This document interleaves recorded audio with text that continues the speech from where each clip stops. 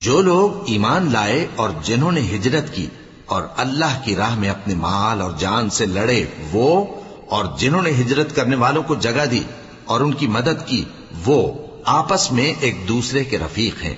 اور جو لوگ ایمان تو لے آئے لیکن ہجرت نہیں کی، تو جب تک وہ ہجرت نہ کریں تم کو ان کی رفاقت سے کچھ سروکار نہیں، اور اگر وہ تم سے دین کے معاملات میں مدد طلب کریں تو تم کو مدد کرنی لازم ہے، مگر ان لوگوں کے مقابلے میں کہ تم میں اور ان میں صلح کا عہد ہو مدد نہیں کرنی چاہیے، اور اللہ تمہارے سب کاموں کو دیکھ رہا ہے۔ اور جو لوگ کافر ہیں وہ بھی ایک دوسرے کے رفیق ہیں۔ تو مومنو، اگر تم یہ کام نہ کرو گے تو ملک میں فتنہ برپا ہو جائے گا اور بڑا فساد مچے گا۔ اور جو لوگ ایمان لائے اور وطن سے ہجرت کر گئے اور اللہ کی راہ میں جہاد کرتے رہے، اور جنہوں نے ہجرت کرنے والوں کو جگہ دی اور ان کی مدد کی، یہی لوگ سچے مسلمان ہیں۔ ان کے لیے اللہ کے ہاں بخشش اور عزت کی روزی ہے۔